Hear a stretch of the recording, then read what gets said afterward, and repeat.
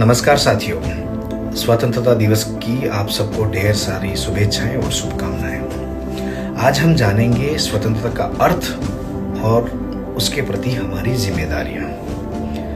तो दोस्तों, आज हम अंग्रेजों से आज़ाद हुए और 79 इयर्स हो चुके हैं। लेकिन सवाल ये है कि हर साल हम ये स्वतंत्रता दिवस क्यों मनाते हैं?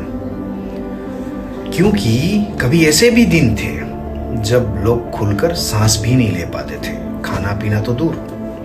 उन दिनों हमारे पूर्वजों ने ये सोचा कि भाई हमारा ये हाल है तो हमारे आने वाली पीढ़ियों का क्या हाल होगा। बस ये सोचकर उन्होंने अपने जीवन की बलि चढ़ा दी, अपने प्राणों की आहुति दे दी। किसके लिए? तुम्हारे लिए, मेरे लिए, हम सब के लिए।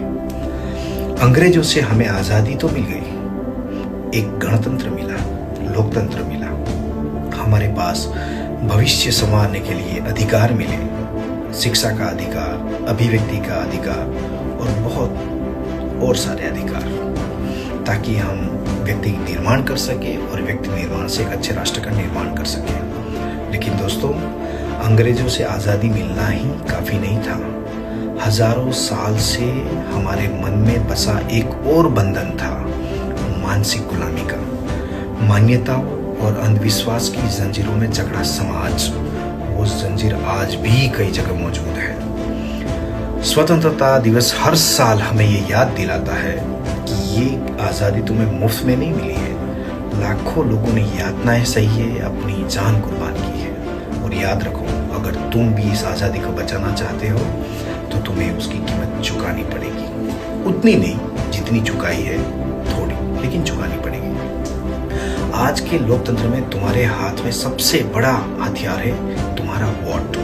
तुम्हारा वोट पर तुम्हारे अलावा किसी और का अधिकार होने का मतलब है गणतंत्र का अंत।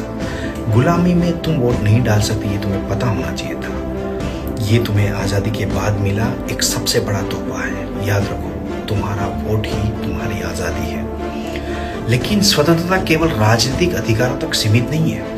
जाति, धर्म, रंग, भाषा, प्रदेश, संस्कृति, इनमें से कोई भी तुम्हारी आज़ादी के पंख को न तोड़े, इसका तुम्हें ध्यान रखना पड़ेगा। अगर तुम्हें सच में स्वतंत्रता प्यारी है तो दूसरों को भी स्वतंत्रता का स्वाद देना पड़ेगा, क्योंकि जो गुलाम है वो दूसरों को गुलाम ही बनाने में लगा रहेगा। तो आओ, आज हम सिर्फ झंडा न लहराएं, सिर्फ परेड न देखें, सिर्फ भाषण न सुने, बल्कि खुद से वादा करें कि हम इस आज़ादी को बचाएंगे और इसे आगे बढ़ाएंगे।